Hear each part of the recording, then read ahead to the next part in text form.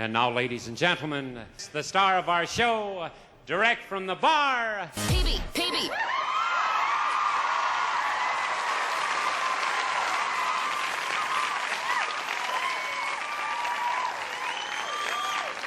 What is going on out there, peeps? See, I can go by without doing a video for a few weeks and come back and pretty much the news is the same.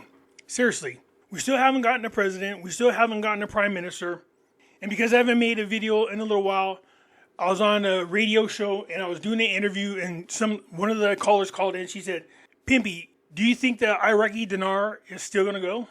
And I said, "Yes, I've been saying that for the longest time."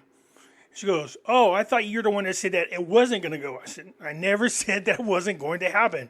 I never said that." I said, all these content creators out there say the same crap. Don't listen to them, listen to me. I never said that it wasn't going to happen. I keep letting people know that it could happen a couple of different ways. One we like and one we don't like, obviously. So let's go ahead and get into this a little bit, shall we? Before we get started, do me a favor, hit the thumbs up button. If you're not a subscriber, please do so, because when you do, it helps out the channel, and I certainly do appreciate it. One of the callers called in and was, I have to laugh a little bit. He's like, razzing me, saying, look at him, joking about the fact that, gold and silver prices dropped. I said, yeah, they dropped, of course. You have market corrections, you have all kinds of reasons why these things happen, but what did I say about gold and silver? Their prices drop, but then they turn around, they always rebound. So I don't understand what the big funny thing is. I mean, it's still around $80 an ounce for silver and over $5,000 an ounce, I believe, for gold. I mean, that's pretty good compared to where we were. And no, I don't want people to give up their dinars to try to buy gold. Just look, if you spent discretionary funds on your dinars, just put them to the side, okay? Unless you really need the money, just put it to the side. Because places like Exchange of America, they'll pay you like almost $800 for every $1 million of Iraqi dinar that you'll sell to them if it's uncirculated. And some people need the money. Now, there's other exchanges that do that, but I don't know anything about them. I can just tell you about Exchange of America. And I'm not saying that you should exchange your dinar for your money, but there are people out there that are running into some desperate situations. I don't want to tell you one way or another what you should do with your Iraqi dinar, but if you're in a crunch, that might be something that you consider. Do you see what I'm saying? But no, I don't want people to get rid of the dinars, and yes, I do believe it's going to happen. Here we are stuck with Iraq needing a president and needing a prime minister. And I told everybody, look, this is going to be a major concern for me. Coming up is the elections. We're going to have them, and even if you did have them, it's going to be a pain in the ass into selecting who's going to be the prime minister. And once the prime minister has been selected, then they got to form the government. And once they form the government, then everything is on track. And the last time we had an issue when Saudi was involved, it took them over a year just to get a prime minister. And look where we are now. This election was in last November. What are we, 3 months? 3 months now since the election. And they still have not picked the president, nor have they picked the prime minister yet. Now, truthfully, what I'm thinking is they haven't selected a president yet is because they're not ready to figure out who is going to be the prime minister.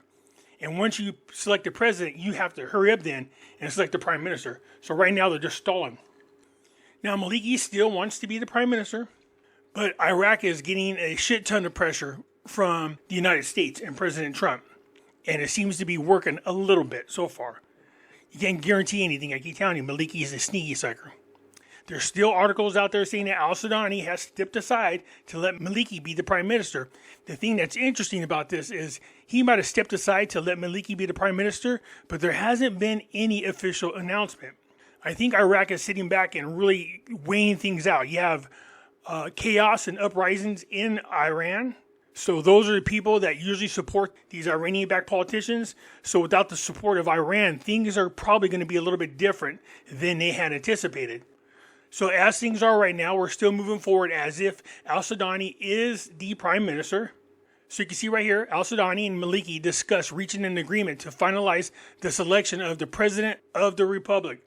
These two are selecting the president. Isn't that something? So the prime minister, Al-Sudani, and the head of state of law coalition, Maliki, discussed on Wednesday that efforts being made to reach political agreement that would complete the selection of the president of the republic in the House of Representatives. The Prime Minister's media office stated in a statement that Prime Minister Al-Sudani met Wednesday with the head of the State of Law Coalition, Maliki, where they review the overall general situation and the progress of understandings and dialogues between national forces to complete constitutional entitlements. He added that the meeting witnessed a discussion of the positions of the political blocs and the efforts made to reach a political agreement that would complete the selection of the president of Iraq in the House of Representatives and proceed with the remaining entitlements, as well as the government continuing to meet requirements of serving and development of strengthening the national economy. Now, before they went into election, I said that I believe Trump and Al-Sudani had met. Remember when he came here before the elections, Al-Sudani, and him and Trump met a little bit? And I said that I believed at that time that Trump was going to use Al-Sudani to be his liaison to the Middle East. I'm sure he promised him all kinds of things, but what good is it if Al-Sudani is not the prime minister? So Trump has threatened to cut oil sales, reduce their money, make life really a living hell for Maliki if he does become the prime minister. So I'm starting to wonder if Maliki is going to be stupid enough to force the hand and make him prime minister and let Iraq suffer. He can sit there in his position and point at the United States all he wants, but it's not going to work. The citizens aren't going to fall for that because they already know had Al-Sudani been the prime minister, they wouldn't be going through this. So Maliki is really kind of stuck. Plus, he doesn't have the support of Iran. The last thing Maliki needs is for the Iraqi people to see what's going on in Iran and get the idea for themselves and start having an uprising there. We don't want that. Iraq Central Bank to maintain stable exchange rate. The governor of the Central Bank of Iraq, Al-Alaq, rejected on Tuesday fears over currency swings, saying that Iraq's currency exchange rate is steady and would not fluctuate. That's the whole point, is keeping it stable, not just for a little while. We want consistency. Remember I said that? Consistency. Consistency with low inflation. Consistency with an exchange rate. Consistency with the stability in the country. Once there's a lot of consistencies, then you really can make some moves. Right now, they're just trying to stabilize everything. And look at Al-Sudani has done a great job. In his speech during the launch ceremony of the Electronic Receipts Initiative, EPULSE, Al-Alaq stated that Iraq has no difficulties with its gold and foreign currency reserves and would continue to infuse U.S. dollars into the market to ensure financial stability. Al-Alaq emphasized that heavy reliance on cash transactions is no longer suitable for the requirements of today's financial system. The Iraqi official stated that development of modern financial system necessitates safe, rapid, and transparent electronic systems. He added that the growth of the electronic payment system has made daily transactions easier and saved individuals and companies time and money. The CBI has pushed electronic transactions reforms in the past few years as part of a larger attempt to improve financial inclusion and minimize illicit currency flows, according to Al-Alaq. See, the reforms are good. Where I think you might see a problem is if they continue to push the idea of a centralized digital currency, you might see all hell break loose. I don't think that Iraq's citizens would support that. I'm not sure we're going to see, but I really don't think they would support that. Remember, they have a hard time trusting the bank as it is.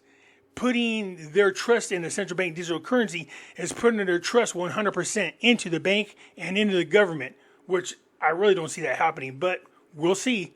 Al-Alaq highlighted the importance of working with the Kurdistan regional government to consolidate banking systems and enhance digital services.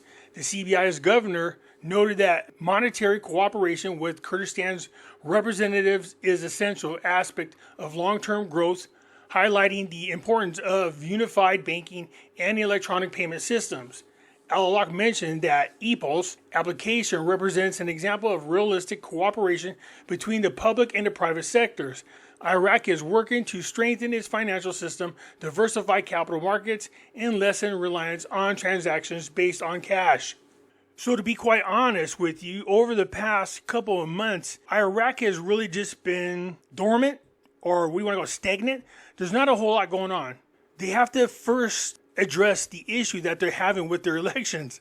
I said this before the elections, that this was going to be a problem, and here we are, 3 months later, still dealing with it. They haven't even picked the president yet, and they still have to decide who's going to be the prime minister. So these are things that you have to take in consideration. Now, the good thing is this. Even with all the bullshit happening with politics, Iraq is stable, their economy is stable, the currency is stable, the inflation rate is stable, job growth is stable.